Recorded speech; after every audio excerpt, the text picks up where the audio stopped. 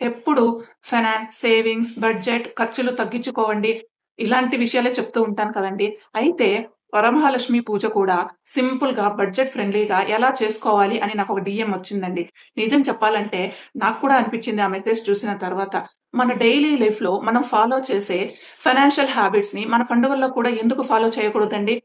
అందుకే ఈరోజు చాలా సింపుల్‌గా ఖర్చు ఎక్కువ పెట్టకుండా పూజ ఎలా చేసుకోవాలో అని షేర్ చేస్తున్నాను. అయితే ముందుగా ఒక విషయం అండి. అబ్బా! పండగకి కూడా ఇలాంటివి ఫాలో అవ్వాలా అనుకునేవాళ్ళు హ్యాపీగా స్కిప్ చేసేయొచ్చు. మనకి మెయిన్‌గా కావాల్సింది పూజకి ముఖ్యంగా భక్తి, శ్రద్ధ, మనస్ఫూర్తిగా చేసుకోవడం ఇంపార్టెంట్. మన దగ్గర ఉన్న వాటితో అందంగా, ఆనందంగా చేసుకోవచ్చు. ఫస్ట్ వన్ డెకరేషన్స్ కోసం ఎక్కువగా ఖర్చు చేయనవసరం లేదు. ప్రతి సంవత్సరం కొత్త డెకరేషన్స్ కొనవలసిన అవసరం లేదు.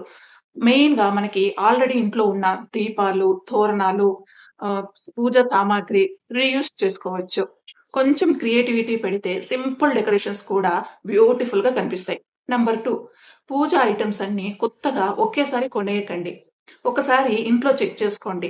పసుపు, కుంకుమ, వస్త్రాలు, పత్రాలు ఇలాంటివి ఆల్రెడీ మన దగ్గర ఉన్నాయా? లేవా? అనేది ఒక్కసారి చెక్ చేసుకోండి. ఇలా చేయడం వల్ల మనకు అవసరమైనవి మాత్రమే కొనుక్కుంటాము.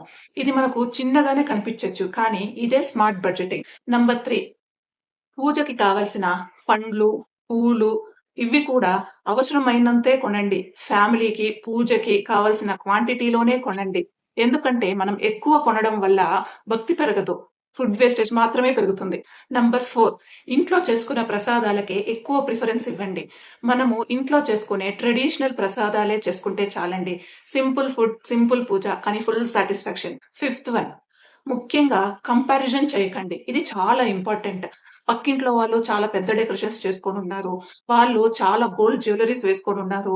వాళ్ళ డెకరేషన్ సెటప్ చాలా బాగా ఉంది అని మనం కూడా అన్నెసెసరీ ఖర్చులు పెట్టుకోవడం తప్పండి. పండుగలు మనము ఆనందం కోసం చేసుకోవాలి. అంతేగాని పక్క వాళ్ళతో కాంపిటీషన్‌కైతే మనం వెళ్ళట్లేదు కదా! దేవుడు మనకెప్పుడూ ఆశీర్వాదాలు ఇస్తూనే ఉంటారండి. ఫినాన్స్ గురించి మాట్లాడుకునేటప్పుడు మనం ఎప్పుడు ఒక మాట చెప్తూ ఉంటాం కదండీ! Spend according to your priorities. Not according to others. అదే ప్రిన్సిపల్ ఇక్కడ కూడా అప్లై చేయొచ్చండి. మనము పూజ చేసుకోవాలి అంటే అప్పు చేసి, క్రెడిట్ కార్డుల మీద మనీ యూజ్ చేసి, ఎవరికి చూపించడానికండి మనం ఇవన్నీ చేసేది? మనకు వీలైనంత మనస్ఫూర్తిగా మన ఫ్యామిలీతో హ్యాపీగా, బ్యూటిఫుల్‌గా ఫ్యామిలీతో కలిసి పూజ చేసుకోవచ్చు. అదే నిజమైన ఆనందం. మరి మీలో ఎవరైనా పూజ బడ్జెట్‌లో చేసుకోవాలి, ఫ్రెండ్లీగా చేసుకోవాలి అని అనుకునే వాళ్ళకి ఈ వీడియో యూజ్‌ఫుల్ అవుతుందని అనుకుంటున్నాను.